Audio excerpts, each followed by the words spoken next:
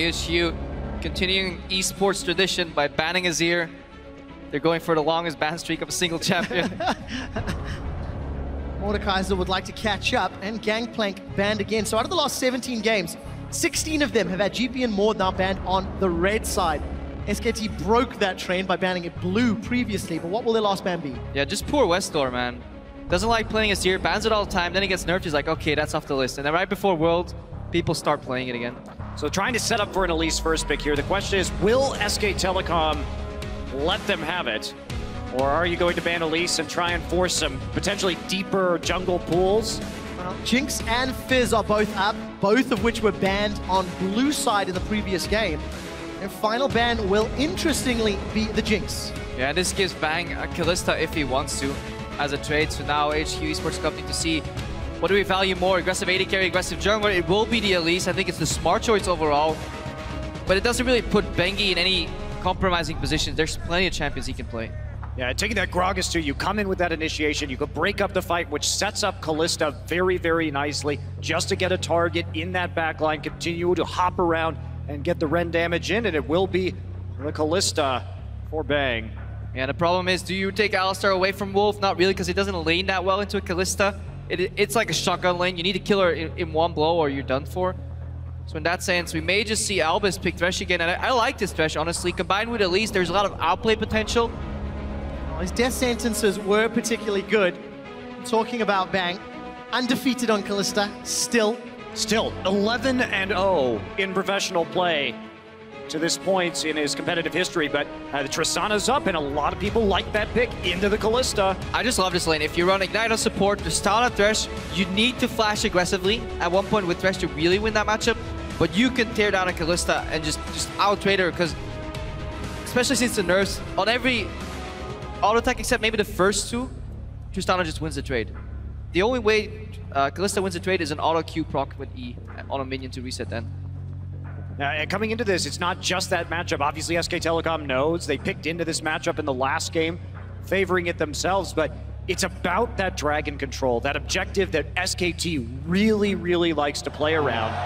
And the Tom Kench. And this solves all your problems if you get all in at one point, if you get that mark from Tristana. I believe the Tristana AoE doesn't actually do damage to the Kalista in Tom Kench. I believe it works like that. People have different opinions, so I will actually track it right here. But in my games, when I played against Tom Kench, I didn't do any damage as Tristana. Coming in, also the Rise being hovered right now, and that is going to be a flex pick for SK Telecom. So a deceptive draft on the red side. It was banned out by AHQ in the first game of this series. Hey, I read Reddit. Tom Kench is also a flex pick if Faker wants to run an AP middle. Also jungle. Bengi's been playing it on a US solo queue in that jungling role, so we don't know where it's going yet. Deficio is a firm believer in Tom Kench jungle. I'm putting words in his mouth. I'll let him explain it next time he's on air. But yes, we're expecting that Tom Kench to be support for SKT. And the last times Faker played Rise, he kind of got into a bit of a troublesome situation that he was the one first being focused and he couldn't deal as much damage as his teammates because he was still scaling up.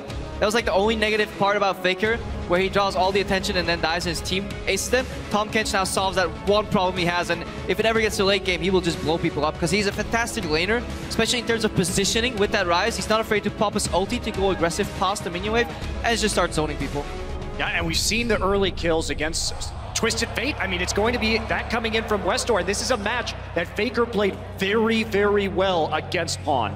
I still think it's a good matchup for TF because if you don't really misplay, you can always stop the Rise from really chaining you over and over with a gold card. The only breaking point is whenever you throw a blue card for mana or you just throw a card on the minion, that's when Rise can flash. So look for those little timing windows right after you pick a card, you use it on the minion. That's when Faker wants to flash in. That's how he got that solo kill against Pawn too. So in that sense, it's a skill matchup, but obviously Westdoor can teleport to different lanes and see if he can help his teammates. And for Westdoor, he's currently 2-0 at the World Championships on Twisted Fate. Played in the group stage to great success.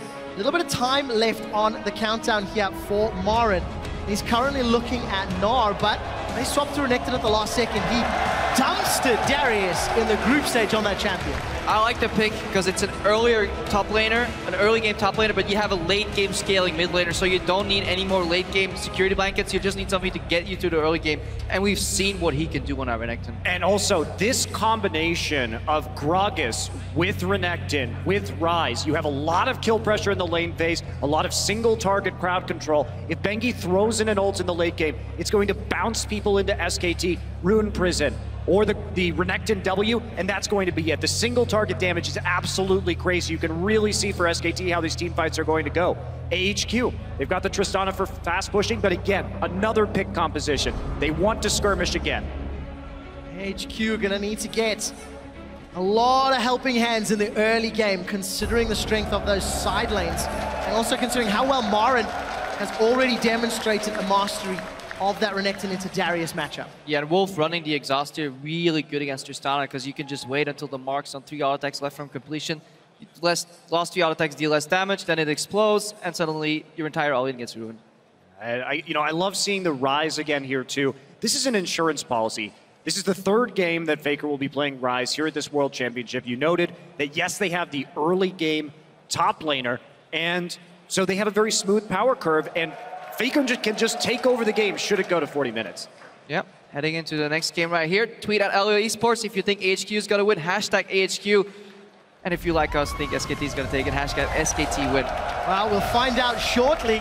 We're loading up onto the Rift for game 2 of this best of 5. SKT with an early advantage out the gates. And they've got themselves an early lane strength in Marin's top lane. On and Albus, can you make up the deficit against Bang and Wolf? You know, I'm a bit intrigued to see Wolf play the Tahm Kench here because it's not something he's really shown before. Coming in, he didn't play it in the group stage, he didn't play it in Korea. So the mind games are going to be real coming into the semifinal match if SKT does go through, but they have at least started to show something else. It also just gives you an extra practice game. It's kind of hard to call a quarterfinal here a practice game, but you want some competitive experience because scrims versus online obviously is offline rather is definitely a different environment. I just think every support going on from quarters into semis should master the Tahm Kench because that pick could be big and potentially in the finals. Well, we're seeing it grow as the World Championships are continuing to play on. That's disgusting. I think it's fascinating, personally. SKT and AHQ with another defensive start. This time around, An is moving up to the top lane. Actually, again, they started the lane swap last time. SKT caught a little unawares. And it seems like we're going to have another lane swap set up to try to, I imagine, avoid that Darius-Renekton matchup. I'm a bit surprised that AHQ has prioritized that Darius just because we've seen so many lane counters from SK Telecom against it. They've shown a variety of picks. They've been able to deal with it probably better than any other team so far. And Marin, he's a hell of a Renekton player, and he always has been. So it's a very big comfort pick for him. Nice. Fang started E there. That's interesting.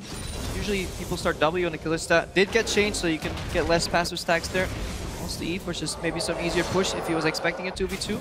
And early level 2 there to Albus. Is he going to roam to do the typical versus SKT strat of gank mid lane? There is a ward, and we saw some blue ping, so HQ is aware of that ward that SKT plays, so that's why Albus is changing his pathing here. Yeah, you can see the delayed ward coming in, the trinket ward from Faker, just to make sure that they were protected on that side in case anything was going to come through. So interesting early ward pattern here, and that's going to keep the Ryze nice and safe against any level 2 gank shenanigans. Has managed to save, or stay alive. It will time out very, very shortly. Yeah, that's why Albus is waiting. Yeah, he's going to die. Did not have vision of the area, but take a look at the mid lane. Westo lost a very early trade against Faker. He's already burned through his consumables. And Faker does have that HP advantage and the wave pushing against him. So very comfortable and safe on the scaling mid laner. And I think from watching Faker play, that is one thing that separates him from a lot of other mid laners, and many pros have come out and said it when they played against him. He challenges almost every CS you take. Whether it's by attacking you or simply moving in your general direction, having the pressure. It's like a million eyes are watching you CS, and Faker is in your face. And if you mess it up, not only is he going to laugh at you for missing that CS, he'll punish you with an auto attack. So it's incredibly hard to farm into Faker overall. especially when you have to be this far forward. And Bengi now going to wrap around. He will be seen by the Trinket Ward. At least coming in from left side, though. Westor, he's making it obvious that he has backup, though. Yeah, not playing scared at all. I think SKT Faker knows. the bait. So Bengi's not going to go for the gank. Instead, it's going to wrap around to the bottom half of the jungle.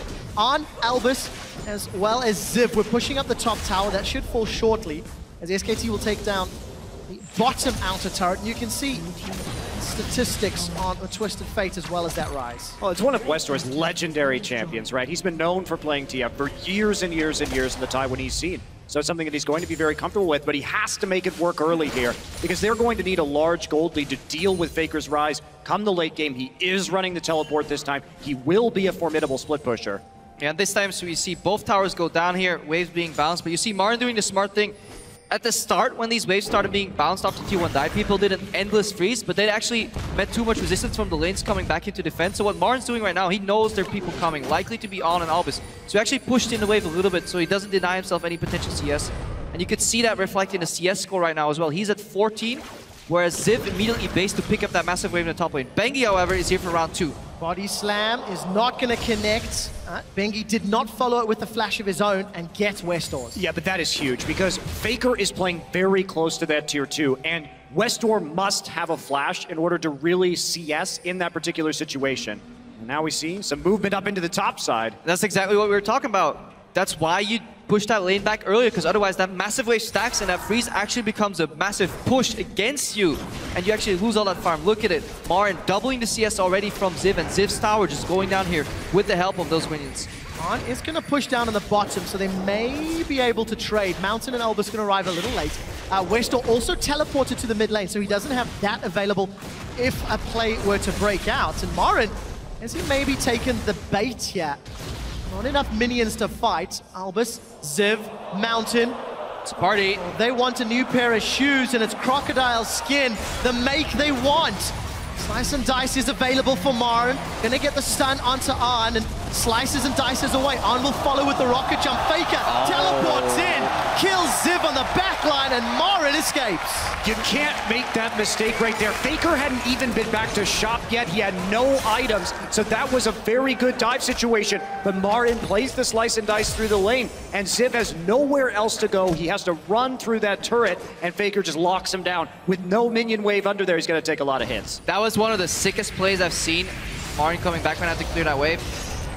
Hang on, let's see if he survives so we can actually talk about how sick that was overall. Death Sentence connects, the Flay will not. Repel comes down and Mountain's in trouble. Faker, no mana though, which means AHQ get away with their lives for now. Yeah, Marin, he denies the dive by keeping the wave outside of the turret. Then he waits there, he doesn't path into the river, just says, okay, you want to come?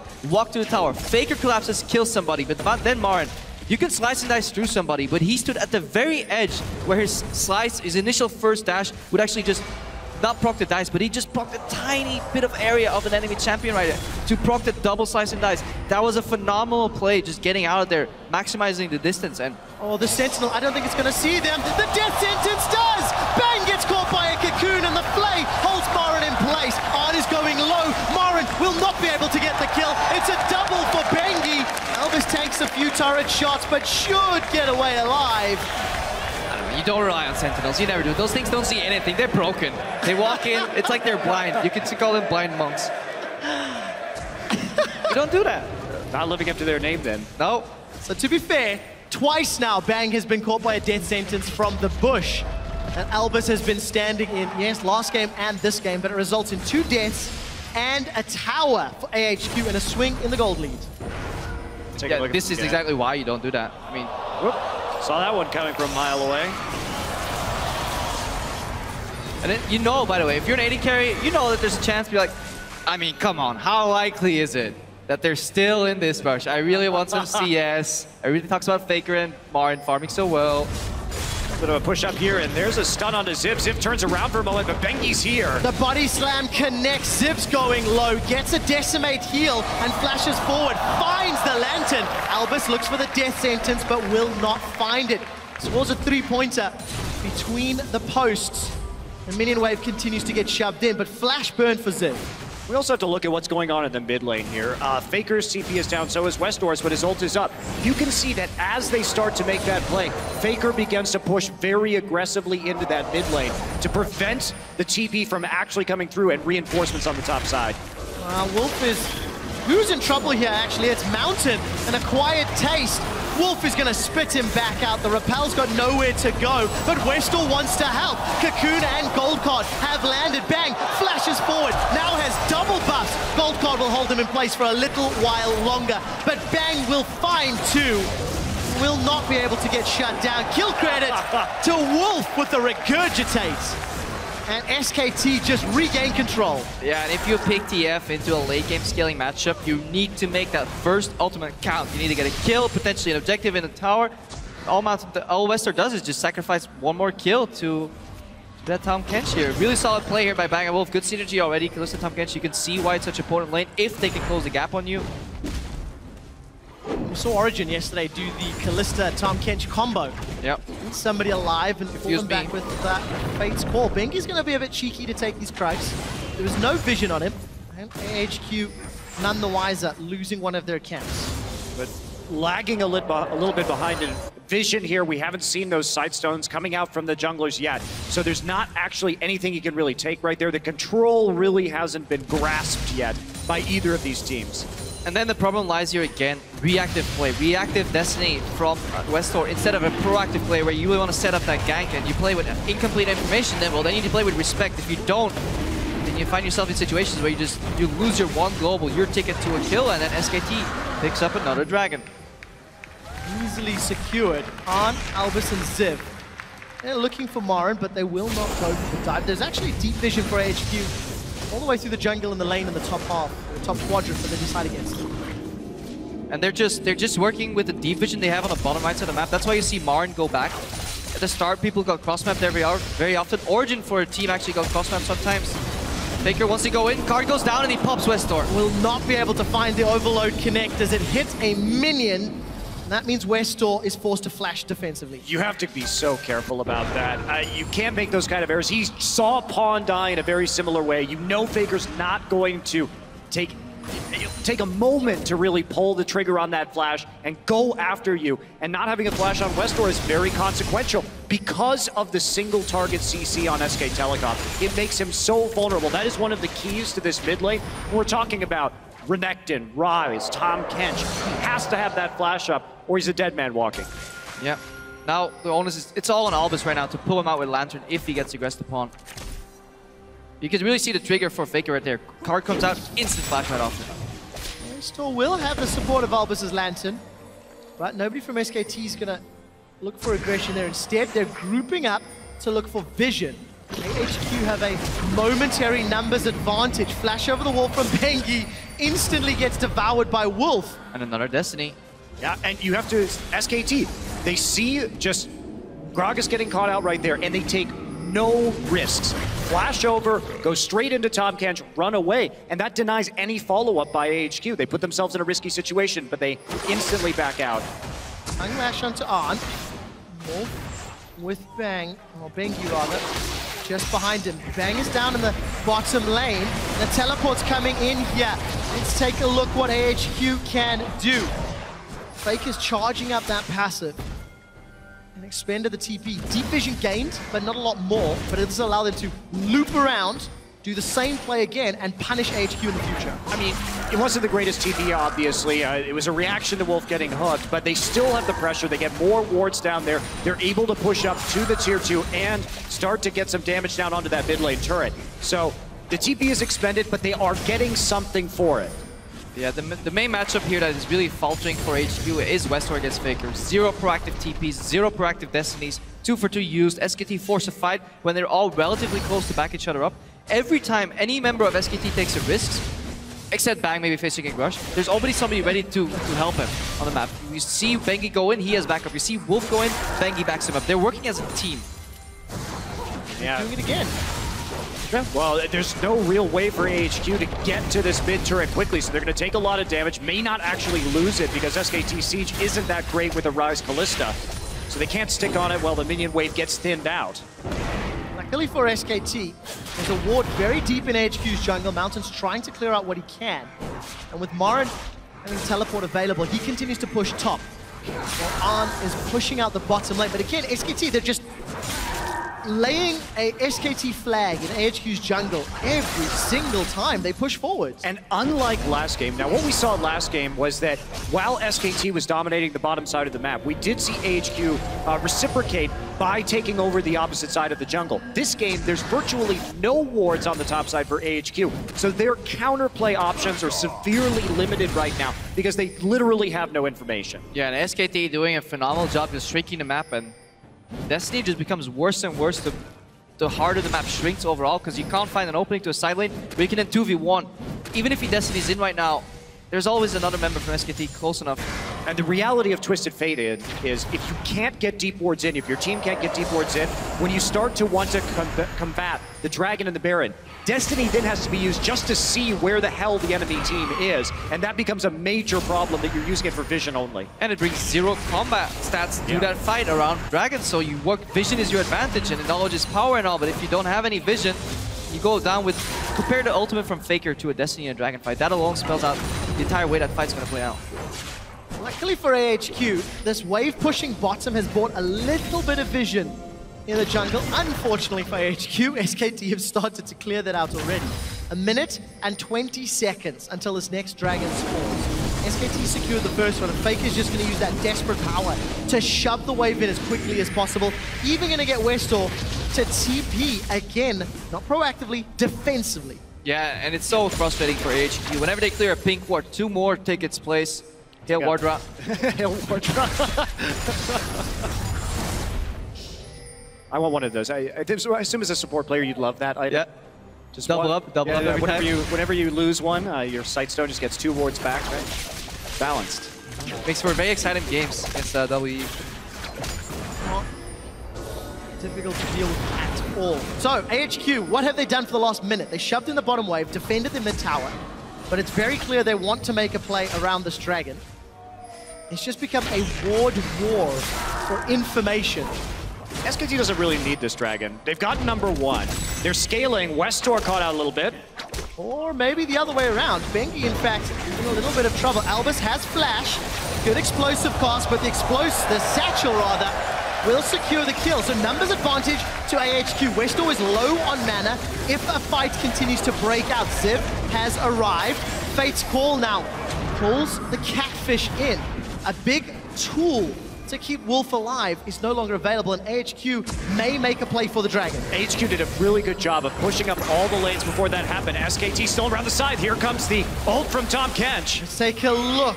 Missile Voyage is going to bring him into territory, but SKT flash over the wall. Ziv will lose his life as AHQ secure Dragon.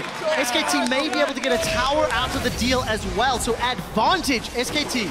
And that's what they do so well. Whenever they lose a member, they're still willing to look for an opening and immediately act on it. They don't hesitate. They don't fall back out of the area assuming everything is lost. SKT is so good at finding these little picks whenever they could see the Dragon or a kill.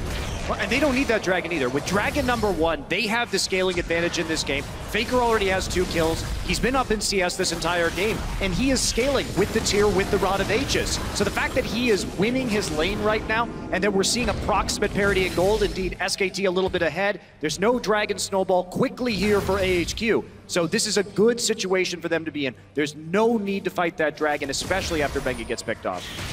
Safe, smart play from SKT.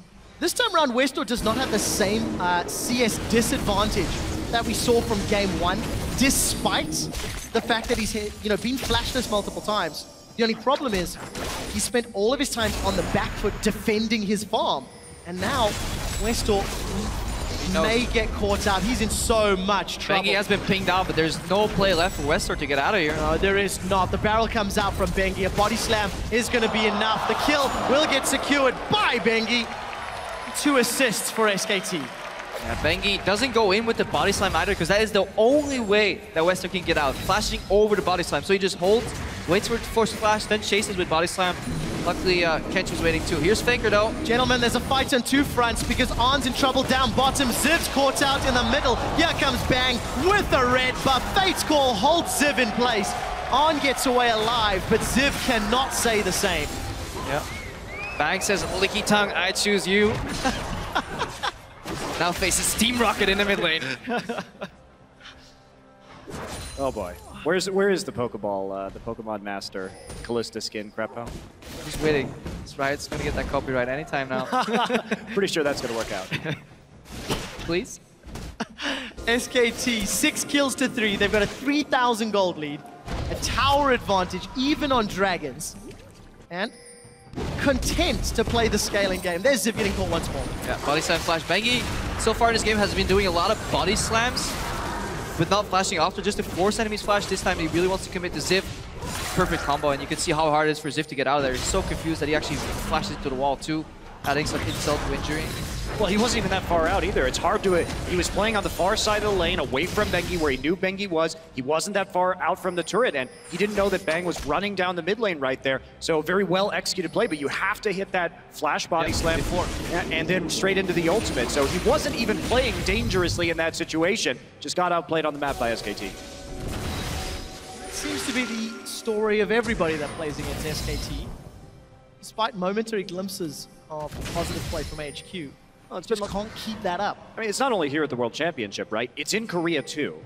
If we look at SK Telecom in the summer season, they were 17-1 in best of threes. And overall, in terms of games, so far, including the World Championship games, they are 44-6 since their loss at MSI. That's like an 88% win rate. Or 50. Insane. Impressed you did that on the fly. SKT will pull the Baron. Fate's Call is available. Wolf wants to look at the knock-up and will not get an acquired taste for On. They need to back away. As Wolf continues to play aggressive. SKT completely in control and daring AHQ, daring them to contest any objectives. Walking into this Baron is a very dangerous thing for them, and they have so much single target damage. SKT, oh, there's a grab, but... Yeah, Albus is following through! Bang is gonna get spat out, and the double TP comes down for SKT. Faker and Marin, they're looking for blood. Defensive flashes as Westor's arrived, and the Abyssal Voyage will deliver to Westor. Mountainsman split from the herd as Arn is in the river. Faker should get one more. Mountain gets away. Smites for a little heal. Westor killed by Marin. Arn's gonna try recall in the bushes, and it's just retreat, scatter, and pray for your lives. Arn will find Bang. Devour's available, and Wolf eats him, saving Bang. No damage. Spits him Told back you. out, and there's no damage. Crippo was right. The barrel bonk comes down, and Arn is out for the third of the fight. Love how everybody is holding their breath. Is he gonna die? Is it gonna happen? No. No, because this is SKT, it doesn't happen. Also, we did see a spider was squashed in the jungle. The corpse of Mountain unable to escape. I just love that interaction where Tom Kench eats his AD carry, including the chain. He just keeps on hanging on there. And then it supports Cinder, right? It's like my mind's telling me no, but... We've discussed this before. You don't fish for catfish with a hook. You noodle, you stick your arm in there. So Blitzcrank is the counter, not Thresh. Just go in there. Hang on, Faker again, part 2. Albus learned his lesson right now, and SKT, this Baron's going low. This is close. SKT secure Baron, but Ziv is the sacrificial lamb. He gets taken out. Westor left for dead. Double kill to Faker. And it looked scary for a brief moment. And gentlemen, start your clocks. The 3-minute timer to Nexus defeat is on. Take a look at what happened here, and that's not how you fish for catfish, so here's the problem. Tries to reel him in. He is fishing for a Callista, though. He gets an involuntary catfish, which is the worst type of catfish. The involuntary catfish is the most deadly, is that right? There's a chase down from here. Great Abyssal Voyage to set this up. Get the exhaust down afterwards, even though he gets hit by the gold card. Flash W from Marin. And that's all she wrote for Westor. Faker, in the meantime, is going to find a Rune Prison. And look at Bengi. Even if On could get away, Bengi's going to find it. The Rise delivery system is going to work perfectly, and Faker goes 5-0. That Baron was secured around 22 minutes into the game. It is one of their earliest. Yeah, but all banter aside, you just see the power here from that pick here on Wolf, that Tom Kench just being able to deny any potential damage. It is essentially a zone S on his W, and you just move the target around too. It's impossible to focus him down. Now Bengi is feeling there enough damage? Westor's got the red card primed. Wolf will say nope and waddles to victory. I mean, there's always a chance of Fate's calling there, too. Yeah, exactly. You can save reposition two people at the same time. It's kind of ridiculous. SKT are pulling it off exquisitely. Dragon soloed by Faker, their second of the game. If you bind a top lane Tom Kench with Kalista and you play Thresh support, there is a really interesting chain that you can do. It's like cross-country on steroids. You get from fountain to fountain in like under... It's a terrifying thought, Capo. The clock's running out though. I'm sure somebody on YouTube has done it. AHQ committing everything to Marin, and it's the dunk from Ziv that gets the kill, but how much of their base will they lose? Fate's Call throws onto Mountain. Wolf will devour him shortly. Repel goes up into the air, and he should get... No! The Lantern pulls him away! Mountain stays alive, and the inner mid lane turret will then get killed. Bang will look to Albus as he's knocked back by the explosive cast. Another tower falls in the bottom lane by minions. So yes, you killed Marin, but hashtag not worth. Faker gets apprehended backwards, only to murder Ziv, take down Westor, and break open the base. SKT are looking for minions. Faker is being put in positions for kills by both his teammate and his enemies. First time Kench spits him out, now Darius apprehends him. He's like, well, I guess I'm here. I can kill two guys and take the tower. And find Mountain under that turret. Faker just going ahead and face tanking it. And there's he going to go down. Bang with the kill. Another kill secured. SKT have got an inhibitor from this Baron power play. They may not be able to finish by the time it wears out. Oh, it's done. Because it has completed, and Wolf will escape with Bang. Unable to block that damage, but what an exceptional play. 25 minutes in, 10,000 gold lead. And supers in the mid lane? It's been fun. I can tell, Monte Cristo. But it really is a beauty to watch, just how great SKT play the map, play the skirmishes. Every call seems the right one. I just feel so bad for Albus. It is already hard to land death sentences. Land them on Korean players is even harder. Flashing and then landing them on Korean players is even harder. When you do that, you really should be rewarded with a kill, and then Tom Kench is like, oh. Nope. Total denial there, and Faker teleporting into the base. hello. And the Abyssal Voyage. Oh my. Albus is in so much trouble. Westor will get a gold card into Faker, only to lose his entire HP bar. Exhaust will hold Albus in place for a while longer as Wolf looks to single him out. Gets the Devour, will regurgitate into Bengi's waiting hands. Body Bengi. slam comes over the wall. And Fate's Core pulls him back out. Another knockup can come out here from Bang and Wolf. They decide not to go under the tower, instead playing it safe and going top. Noah's gonna be mad. You don't interfere with supportal combat. You have to do the one-on-one. Just watch them. They're just going to transfer right into this top side right now. Marin pushing the wave forward. So some very aggressive teleport / Tom Kench ultimate plays right there. Nearly get a kill, or do get a kill rather, and then moving down and finishing off another inhibitor. And with super minions in the base, SKT look to secure another Nexus. Ziv is being focused, and despite the death sentence, finding Wolf, the rest of SKT are destroying the turrets. Bang is hunting for Westor. They're going way deep. An auto attack plus flash secures it, and SKT peel backwards. Body slam will find AHQ, but they're on the defensive. Everybody is being killed, even under the fountain. SKT are one game away from a semi-final placement and a battle against Origin. Well, another solid win for SKT. They really amped it up that time. Much cleaner play after the warm-up. They get the rise once again. Even though they were starting on that red side and we had so many bans coming out from AHQ, they let it through. And Faker really delivers, gets absolutely huge on that champion. And when is SKT actually going to lose a game at this World Championship? I don't know. Maybe never, according to most. In terms of this particular match, though, the lane swap for AHQ helped hide Ziv a little bit. Marin did not have that same level of dominance that he did the last time Renekton into Darius. But it didn't matter because Faker just got so far ahead on Rise so early. Well, that's the thing about SKT, right?